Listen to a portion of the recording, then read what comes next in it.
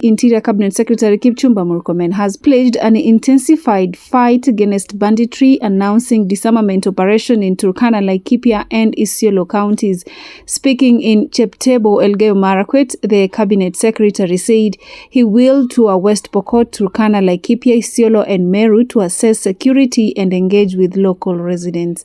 He commended communities in the Kerio Valley for surrendering over 1,200 illegal firearms and praised the church for its support in promoting peace. We want to celebrate wananchi wa Kerio Valley hii, aswa Baringo, 𝐿𝐍𝐢𝐬𝐜𝐞 na parts of West Pokot, ambao walikubali mwito wetu wa wachane na mambo ya banditry.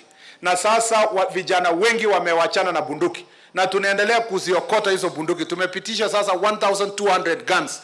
Children of the Mau Mau freedom fighters have warned opposition politicians against exploiting the Mau Mau name for political gains.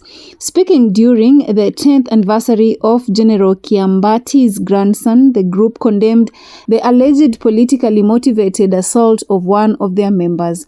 The descendants called on leaders to stop misusing the movement's name, noting that Kenyans can debate political issues without dishonoring the sacrifices of Mau Mau veterans.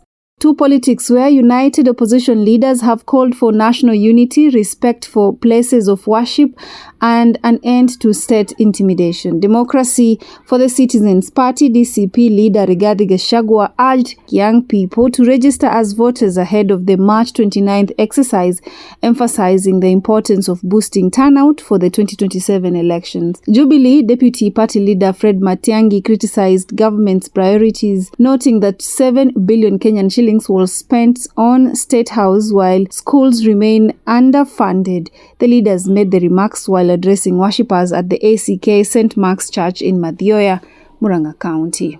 What do you do with 7 billion in State House in one quarter? State House sio shule, kazi inafanywa huko. Sio kazi, sio hospital where people are operated. You don't buy. What do you need that kind of money for? Ni kuiba tu unaendelea hivi, inchi inaporwa. That is why our children don't have capitation in schools. Hii pesa imeenda huko. Registration of voters inaanza 29th of March. Nataka kuomba wazazi wote, make sure mtoto wako kama amefikisha 18 years, hiyo registration inaletwa kwa polling station. Go and register as a voter. Two sports where Kenya's para-athletics national trials concluded in Siaya, featuring 312 athletes from 26 counties. Stacey Neema dominated the women's T47 100 meters and 200 meters races, while Paralympic silver medalist Samson Ojuka won the men's T37 100 meter and long jump. John Lokedi and Wilson Bill impressed in the 500 races, and Evans Ruto stand favorites in the men's T46, T47 150 meters. Kenya National Paralympic Committee President Ronald Mirale highlighted the trial's role in discovering new talent and strengthening Kenya's athletics pipeline ahead of the Los Angeles 2028 Games. New athletes ambaye wameshinda hata wale old athletes, senior athletes wamepata new athletes ambaye wamewachapa. Tumefurahia na tumeona schools wakati huu wamejaribu. All along tunakuwa tuki arrange for this trials, lakini mashule unapata headmasters wengine wanakataa. Kisii University's Faith Chebet and Isaiah Kariago shone at the Kenya University's Sports Federation National Cross Country Trials held at the Southeastern Kenya University in Kitui.